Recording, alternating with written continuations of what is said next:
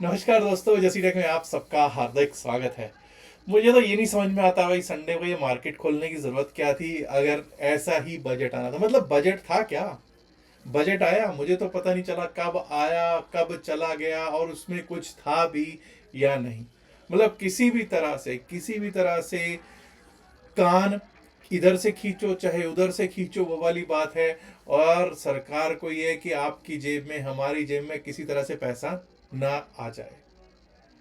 Retail को किस तरह से मारना है, मिडिल क्लास को किस तरह से मारना है, कोई कसर छोड़ी नहीं गई है। आप हम लोग कल तक ये बातें कर रहे थे कि देखेंगे भाई किस सेक्टर को क्या आता है, किस सेक्टर को क्या नहीं आता, किसके लिए क्या किया जाता है। मुझे लगता है कि apart from this medical tourism, medical tourism के अलावा मुझे तो कहीं पर भी कुछ ऐसा, या इंफ्रास्ट्रक्चर के अलावा कहीं पर भी कुछ ऐसा निर्मलताई बोलती हुई दिखाई नहीं दी। मैं गलत हो सकता हूँ, लेकिन मेरे को कोई आनंद नहीं आया। और उसके कारण कुछ ना कुछ फार्मा सेक्टर पे प्लस में ज़रूर दिख रहे होंगे। बाकी तो आपको पता है कि कहाँ से कहाँ कहाँ हम 25,440 का हाई लगाया और 24,571 का लो लगाया, 24,571 का लो लगाया मार्केट। तो जो लोग कह रहे हैं साहब बजट, मैं तो कह रहा हूँ बजट था ही नहीं कुछ भी भाई। और कुछ लोग कहेंगे नहीं साहब बजट बहुत अच्छा है। मैं टीवी आज देख रहा था, तो मतलब हैरानगी इस बात की हो रही थी कि जो पैनलिस्ट थे उनकी इतनी हिम्मत तो थी नहीं कि कह दें कि भाई कुछ नहीं है इसमें। वो ये कह रहे थे नहीं देखिए 24,570-71 का नीचे गया, वहीं से रिकवरी देखिए। वो मतलब वो रिकवरी दिखा रहे थे, रिकवरी इतने पॉइंट्स की हो गई, इतने पॉइंट्स की हो गई। I don't know, I mean there was absolutely nothing. अगर मैं दो तीन चीजों पे बात करूं, सॉवरेन गोल्ड बॉन्ड्स। कई लोग कहेंगे साहब ये सोवरेन गोल्ड बॉन्ड्स में पैसा बहुत अच्छा बना होगा। हाँ भाई, बना तो है पैसा, बना तो है पैसा। सरकार ने तो इसीलिए निकाले थे कि भाई पैसा मतलब नहीं देना पड़ेगा, या एक तरह से इतना ज़्यादा उस पर फ्लक्चुएशन नहीं आएगी। लेकिन जब से उन्होंने निकाले उसके बाद सोना कहाँ से कहाँ चला गया आपको मालूम है। तो अब जब वो कह रहे हैं कि जब मेच्योरिटी होगी, तो अगर तो आपने प्राइमरी ही ले रखे हैं, आरबीआई से ही ले रखे हैं, तो ठीक है। अगर आपने सेकेंडरी मार्केट से वो बॉन्ड्स उठाए हैं, तो उसके ऊपर आपको कैपिटल गेन्स टैक्स लगाएंगे। मतलब अगर आपको यही करना था तो भाई आपको सेकेंडरी जो मार्केट थी उसमें उसकी ट्रेडिंग ही नहीं होने देनी थी। सेकेंडरी मार्केट में उसका ट्रेड होने नहीं देना चाहिए था आपको। तो वहां पर मार किसको पड़ रही है? जनरल पब्लिक को पड़ रही है। तो एक्चुअली क्या है मार, कुछ लोग कहेंगे साहब मार कैसे पड़ रही है, उसमें तो प्रॉफिट बहुत अच्छा हुआ है। बिल्कुल हुआ है, लेकिन साहब आप बॉन्ड बेच रहे हो, आप बॉन्ड सेल कर रहे हो, आप बॉन्ड्स इशू कर रहे हो। उसके बाद भी अगर ये सिचुएशन है, तो मुझे नहीं लगता कहीं पर भी ऐसा होता है, कहीं पर भी ऐसा होता है। ठीक है जी। उसके बाद आप एक चीज और नोट कीजिए, एक बाय बैक पर आया। Buy back, I don't no ये टैक्सेशन से कैसे जोड़ लिया। It is never a tax related decision. Taxation से रिलेटेड डिसीजन नहीं होता बाय बैक। कोई भी शेयर बाय बैक जो होता है उसके अलग अलग चीजें और होती हैं। और यहां पर भी कह रहे हैं कि LTCG, long term gains, short term gains, tax जो है वो लगेगा।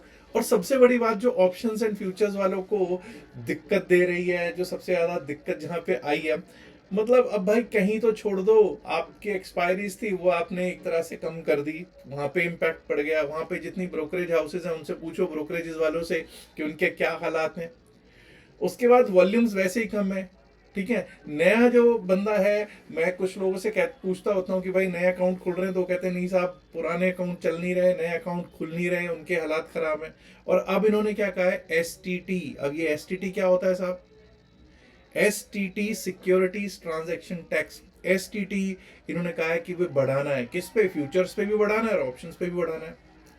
एसटीटी जो फ्यूचर्स पे बढ़ाया है वो 0.02% जो अभी तक एग्जिस्टिंग है उससे बढ़ा के 0.05% कर दिया ये फ्यूचर्स पे, यानी कि 0.02 से 0.05, 150%, 150% बढ़ा दिया है साहब।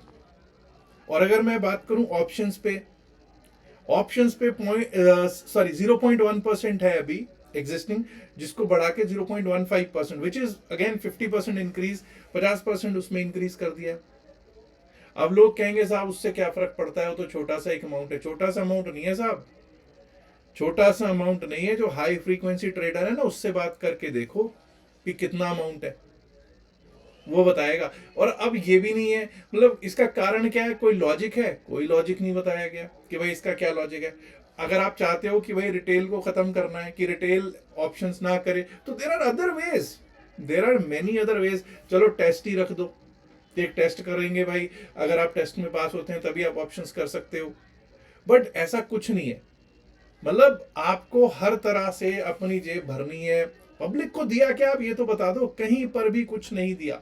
हाँ, अगर हमको ये देखें हम लोग कि भाई कहीं कुछ है, तो हाँ 5 रीजनल मेडिकल टूरिज्म हब्स बनेंगे, उसके कारण किसी मैक्स को, इन सबको बेनिफिट होने, क्योंकि आसार है। तो भाई वो फार्मा चल रहा था, कुछ आईटी भी चलता हुआ दिखाई दिया है। चलिए एक बार ऐसा करते हैं, मार्केट कल किस तरह से चलती सकती है वो देख लेते हैं। और आज जो हुआ, लेवल्स की तो कोई बात करने वाली है नहीं आज, लेवल्स की तो कोई बात करने वाली आज है ही नहीं। लेकिन फिर भी एक बार को देख लेते हैं कि क्या स्थितियां रही। आपके सामने है स्थितियां, ये मैंने निफ्टी 50 का चार्ट आपके सामने रख रखा है। और निफ्टी 50 का चार्ट हमने तो बात की थी भैया 25,250 के नीचे जाएंगे तो डाउन साइड ही डाउन साइड है। तो आपके सामने क्या हुआ पूरे दिन, यहाँ पे कुछ बोलने की जरूरत है नहीं, इस पे मैं ना बोलूं तो ज्यादा बेहतर है। अब चलते हैं हम लोग सीधा, यहां देखते हैं कि 24,825 पे क्लोजिंग है। हालांकि ये अगर एंड टाइम पे देखोगे 3:30 पे, तो 24,750 760 के आसपास घूम रही थी मार्केट, ठीक है। तो एनीवेज लेट्स सी कि क्या सिचुएशन थी आज की। अगर सिचुएशन देखी जाएगी तो आपके सामने सिर्फ 6 स्टॉक्स एडवांसेस में थे, और उनमें कौन थे? Wipro, max health, TCS, Cipla और सन फार्मा और इन्फी, फार्मा एंड आईटी।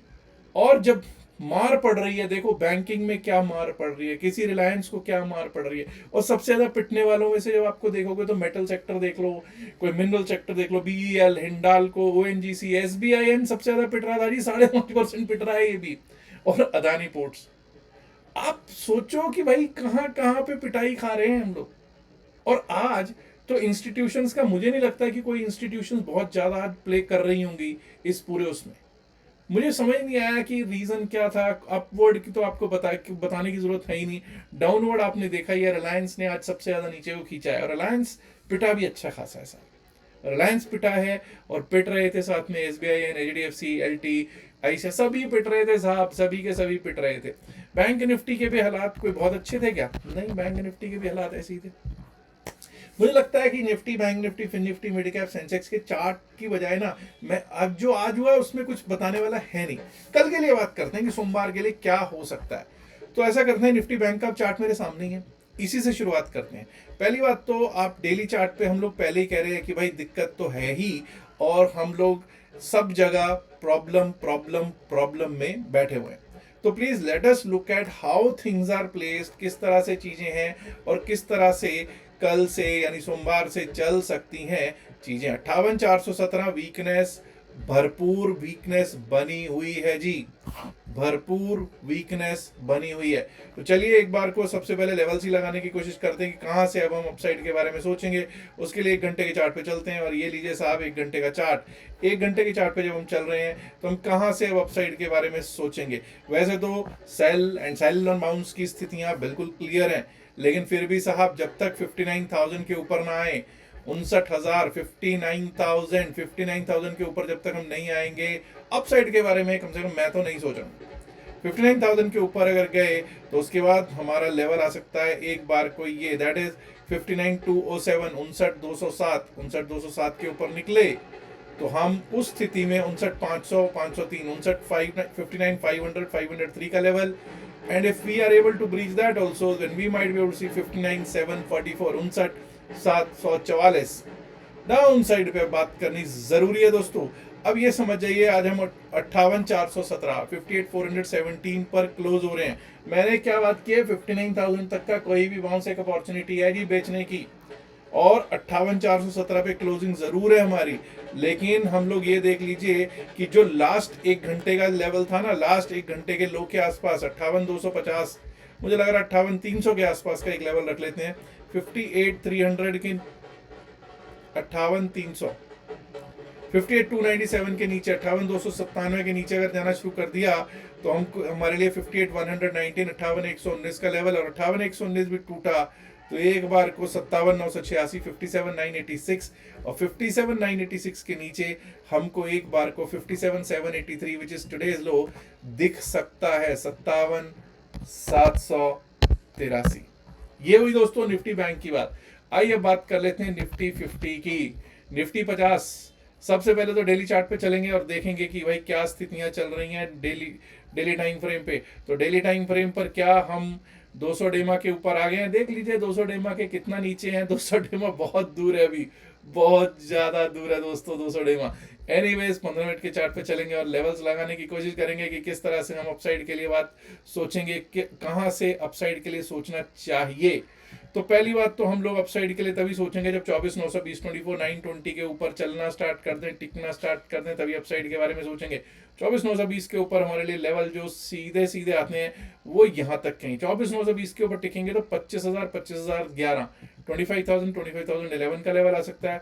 वो भी पार हुआ तो 25,071 25,071 and if we are able to breach 25,171 we might be able to see 25,149 150 25,150 का लेवल हमको दिखाई पड़ सकता है।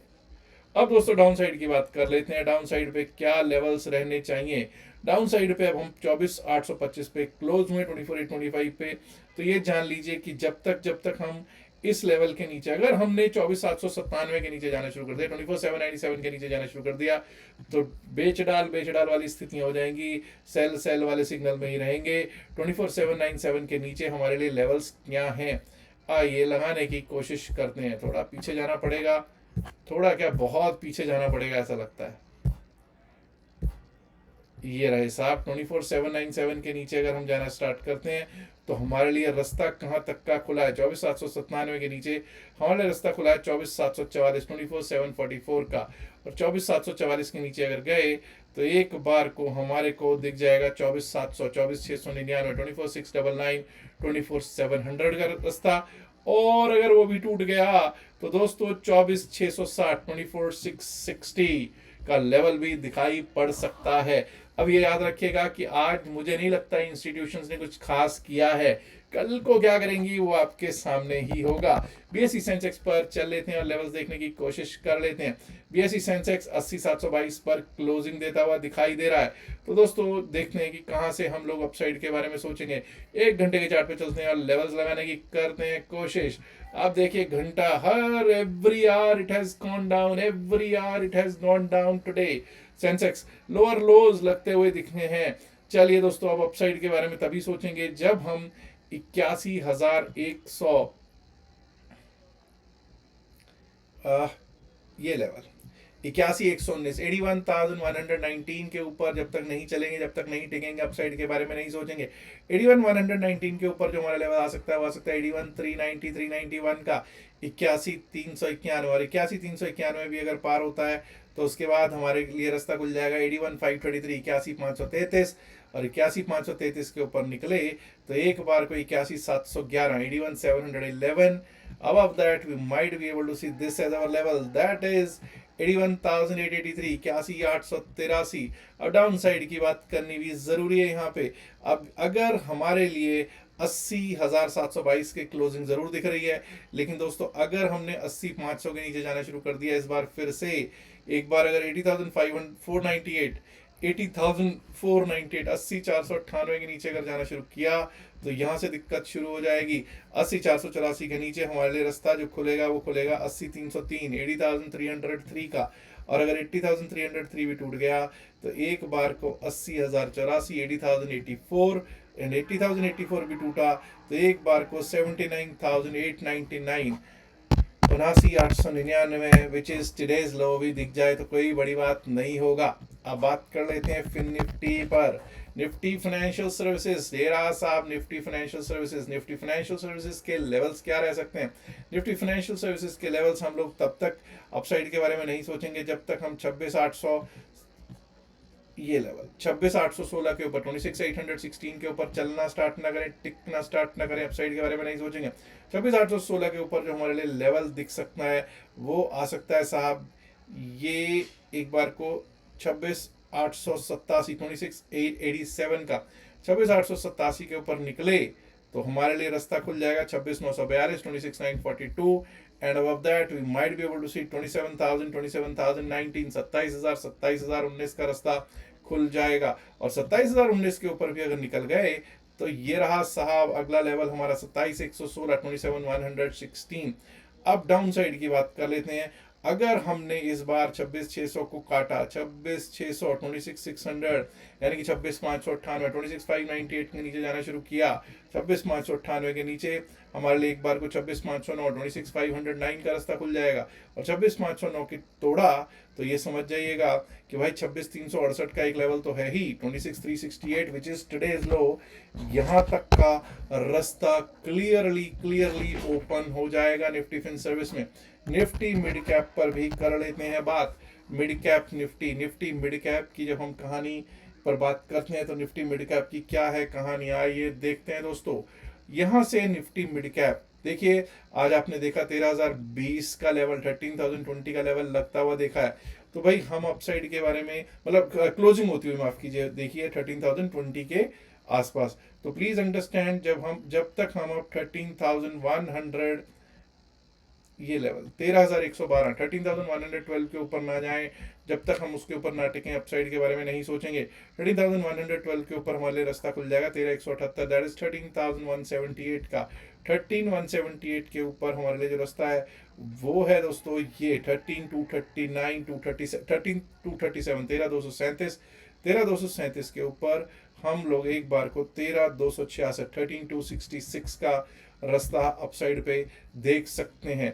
वहीं दोस्तों आपको पता है हालात तो भाई अभी खराब ही हैं, तो अब हम डाउन साइड पे तभी बात करेंगे अगर 12,981, 12,981 के नीचे जाना शुरू कर दिया तो हमारे लिए रास्ता नीचे का खुल जाएगा 12,981 के नीचे 12,921, 12,921 and if 12,921 gets breached we might be able to see 12,861, 12,861 और 12,861 टूटा ना तो भाई 12,795 जो कि आज का लो है 12,795 विच इज टुडेज लो, वो भी दिख जाए निफ्टी मिड कैप में तो कोई अतिशयोक्ति नहीं होगा दोस्तों।